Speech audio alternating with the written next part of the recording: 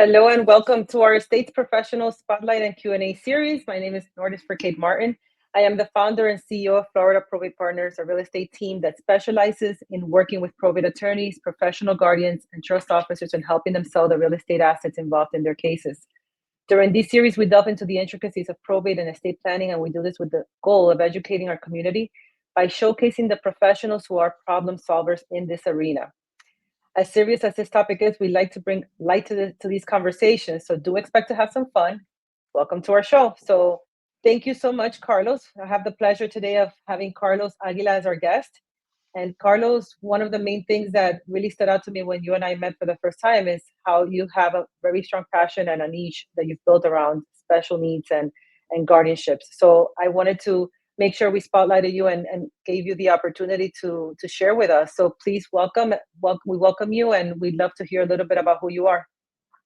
Thank you, Nordis. Thank you for having me. I'm excited to be here. I'm happy to provide information, especially on this important topic, and provide information and education regarding guardianship and special needs planning.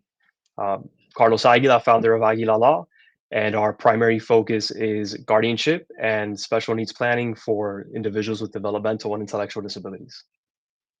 Awesome, and thanks again for the opportunity to have you here.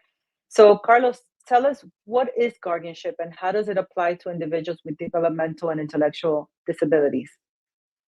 So, guardianship is a legal process where someone can essentially go to the courthouse and ask the court to be able to receive decision-making capabilities for someone else who is unable to make decisions for themselves.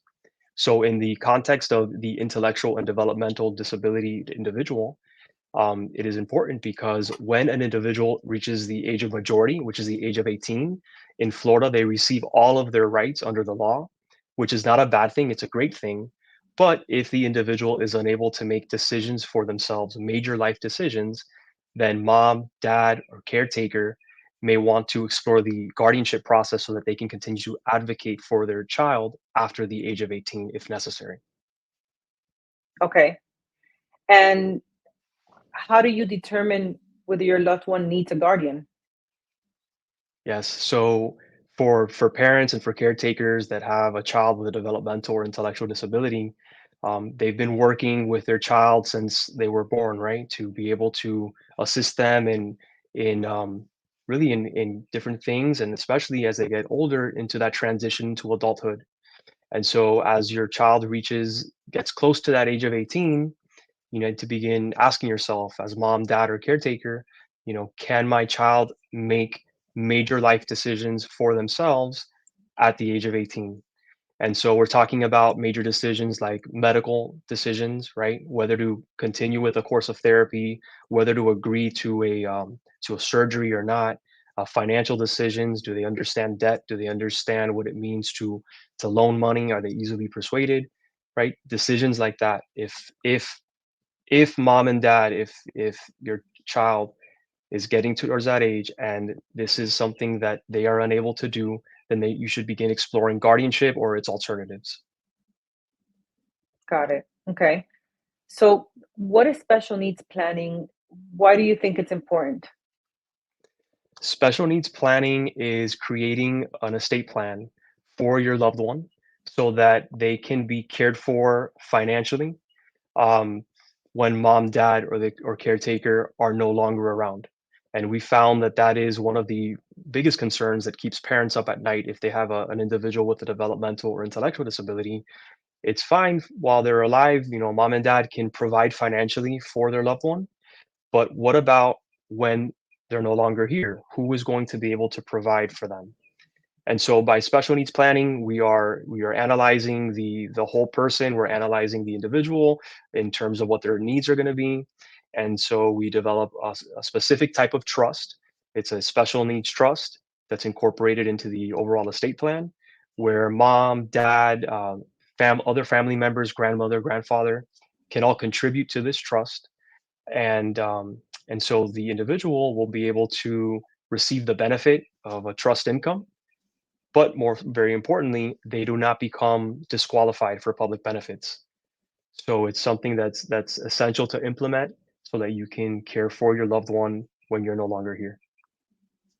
And it's in your experience, Carlos, do you typically see that there are a lot of families because they don't have the know-how, they don't necessarily have this plan in place? That's right. We see that very often, and there's a misconception out there that, well, I need to be wealthy to develop a trust, that, maybe I don't fit in that category, right? And that's not the case, right?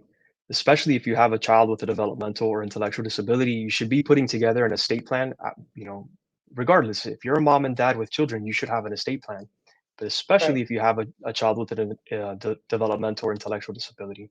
So yes, there is a lack of information out there, but you don't need to be wealthy. There's different strategies to be able to Yeah. develop a plan. Yeah. And I guess that leads to the next question, which is when should someone start the process of special needs planning and or guardianship, and who would be able to assist with that? Yeah. So for special needs planning, it's never too early, right? You can start right away. You can develop an estate plan that incorporates a special needs trust. And for guardianship, that would be, as your child starts approaching that age of 18, you want to start planning maybe 17 and a half. And you need to start discussing your concerns and exploring the different options with an attorney who's knowledgeable in the areas of guardianship. Got it. Okay. What can happen if someone doesn't plan for the future of their loved one with special needs? So if you don't plan for your loved ones with special needs, then you're going to be met with obstacles in life. With regards to guardianship, when your child turns 18, they make all of their decisions. So if there's a situation where you need to take your child to the hospital or to the doctor, the medical staff is they're not gonna work with you, mom, dad, or caretaker. They're gonna need to talk directly with the individual. And if they're unable to express what's going on, if they're not able to consent, make major life decisions regarding their medical, then there's a big obstacle. There's a problem there. The same with, potentially if there's an issue with maybe law enforcement, right? If the law enforcement official, just doesn't understand that this person has a developmental or intellectual disability because it may not be apparent. Well, they have to work directly with the individual. You, mom, dad, or caretaker, you want to be able to have the right documents in place to be able to step in and advocate for your loved one. And in terms Sure. of life planning for special needs, develop a special needs plan so that you can continue to care for your child when you're no longer here financially. And what I the lack of this planning can also, if God forbid something were to happen to someone all of a sudden, and their loved one is left without that guardian, what usually typically can happen is that someone would actually be assigned to them that has no relation whatsoever. That could happen. The court could appoint a professional guardian to step in. And so if you have an idea of who you want to be the guardian for your child after you've passed on, then put it in writing. Develop a plan so that it's within your control. Sure. Okay. And last serious question: how do guardianship and special needs planning impact public benefits? So for special needs planning, um, well, for public benefits, depending on the benefit, by and large, they're means tested, meaning it depends on the individual's financial need, right? So if you're an individual with a developmental or intellectual disability and you receive an outright inheritance or gift from a loved one, then that's going to impact your eligibility for qualifying for public benefits. Rather than to do that, if it's put into a special needs trust, you get the benefit of having a trust income without becoming ineligible for public benefits. So you want to do that. And with regards to guardianship, if you have guardianship in place, that goes a long way in the application process for public benefits because when it's being reviewed, they'll see the court orders showing that there is actual need there's an actual need for the individual who's applying for these public benefits. Got it. Okay. Awesome. Thank you so much for that information, Carlos.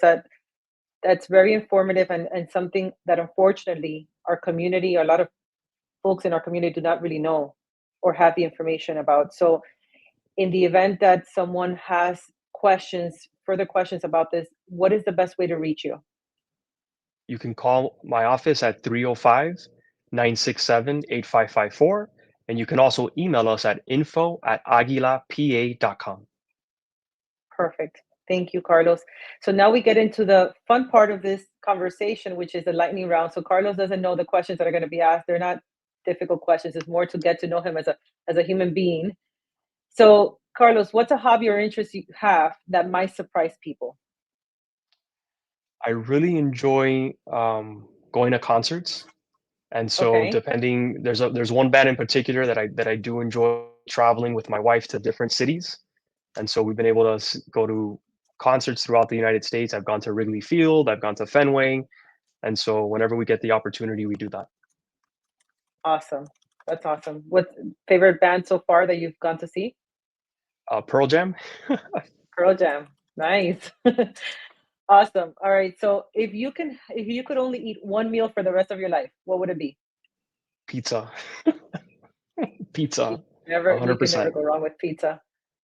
Love it. All right. If your life were a book, what would its title be? Oh man, I don't know. Always, always learn. Always be willing to learn.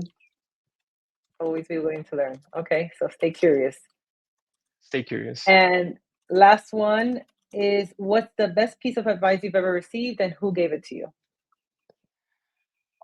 Okay, best piece of advice. That's a tough. I'm trying to think. Hold on. Um, my mom. Her best piece of advice. She told me that there's the things that you should strive to to have as traits are things you can't buy, like like honor, being trustworthy, courteous. These are things that, regardless of how much money, you can't buy these things. These are things that you should strive to have to achieve. They're things that you can't buy in the store. Awesome. Love it. Our parents always have the best life lessons, right? So they keep us, Absolutely. they ground us. Carlos, thank you so much for this informative session. We really appreciated your time and having you here share this information with our community. We look forward to having you again soon. Thank you so much for joining us. Thank you. It was a pleasure. Same here.